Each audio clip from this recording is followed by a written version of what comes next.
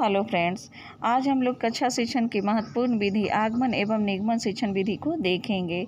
आगमन एवं निगमन शिक्षण विधि कक्षा शिक्षण की प्रस्तुतिकरण की एक महत्वपूर्ण विधि है।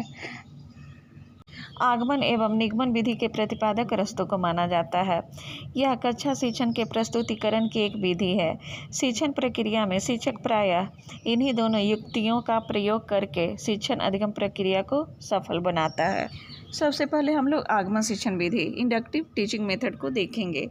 आगमन शिक्षण विधि कक्षा शिक्षण की एक महत्वपूर्ण विधि है। इस विधि में विषय वस्तु के प्रस्तुतिकरण के दौरान सबसे पहले उदाहरण दिया जाता है, तत्पश्चात समान नियम का प्रस्तुतिकरण किया जाता है। इस प्रकार हम लोग कह सकते हैं कि आगमन शिक्षण विधि वह शिक्षण विधि है जिसमें तथ्यों एवं घटनाओं का निरीक्षण एवं विश्लेषण करके समान नियमों एवं सिद्धांतों का निर्माण किया जाता है। आगमन से अर्थ है प्रत्यक्ष उदाहरणों, अनुभवों तथा प्रयोगों से निष्कर्ष निकालना। इस विधि द्वारा शिक्षण करते समय शिक्षक बालकों के समक्ष कुछ विशेष परिस्थितियां एवं उदाहरण प्रस्तुत करता है। इस उदाहरण के आधार पर बालक तार्किक ढंग से विचार विमर्श करते हुए किसी विशेष सिद्धांत एवं सूत्र पर पहुंचता है। आगमन शिक्षण विधि में शिक्षण क्रम को 4 सोपानों में बांटा जाता है। फर्स्ट, उदाहरणों के प्रस्तुतिकरण। इस सोपान में बालकों के सामने अनेक उदाहरण प्रस्तुत किए जाते हैं। सेकंड, विश्लेषण। इस सोपान में प्रस्तुत किए हुए उदाहरणों का बालकों से निरीक्षण कराया जाता है। तत्पश्चात शिक्षक बालकों से विश्लेषणात्मक प्रश्न पूछता है। अंत में उन्हें उदाहरणों से समान तत्व की खोज करके एक ही परिणाम पर पहुंचने के लिए प्रोत्साहित किया जाता है। थर्ड, सामान्यीकरण। इस सोपान में बालक समान नियम निकालते हैं। फोर्थ, परीक्षण एवं सत्यापन करना। इस सोपान में बालक द्वारा निकाले हुए समान नियमों की विभिन्न उदाहरणों द्वारा परीक्षण एवं सत्यापन किया जाता है। अब हम लोग आगमन शिक्षण विधि की विशेषता को देखेंगे। फर्स्ट, उदाहरण से नियम की ओर। आगमन शिक्षण विधि में शिक्षण प्रक्रिया उदाहरण से नियम की ओर होता है। सेकंड, स्थूल से सूक्ष्म की ओर। इस शिक्षण विधि में पाठचर्या का क्रम स्थूल से सूक्ष्म की ओर होता है। थर्ड, विशिष्ट से सामान्य की ओर। आगमन विधि में कक्षा शिक्षण विशिष्ट से सामान्य की ओर होता है। फोर्थ, ज्ञात से अज्ञात की ओर।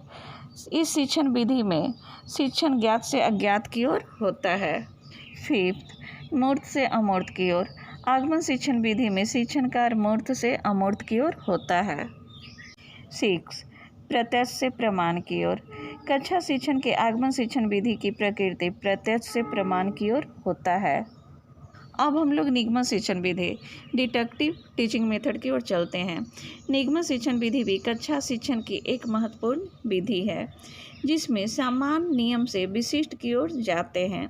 इस विधि का प्रयोग करते समय शिक्षक बालकों के सामने पहले किसी समान नियम को प्रस्तुत करता है, तत्पश्चात उसके सामने नियम की सत्यता को विभिन्न उदाहरणों द्वारा प्रमाणित करता है।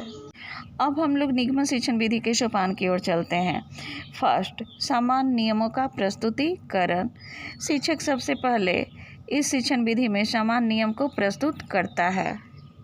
सेकंड, संबंधों की स्थापना। शिक्षक प्रस्तुत किए गए नियमों के अंदर तर्कयुक्त संबंधों का निरूपण करता है। थर्ड, सत्यता का परीक्षण। इस सोपान में समान नियमों की परीक्षा करने के लिए विभिन्न उदाहरणों को ढूंढा जाता है। अब हम लोग निगमन शिक्षण विधि की विशेषता को देखेंगे। फर्स्ट, अज्ञात से ज्ञात की ओर। विषय वस्तु की प्रकृति अज्ञात से ज्ञात की ओर होता है। सेकंड, सामान्य से विशिष्ट की ओर। शिक्षण की निगमन विधि में शिक्षण प्रक्रिया सामान्य से विशिष्ट की ओर उन्मुख होती है। थर्ड, सूक्ष्म से स्थूल की ओर।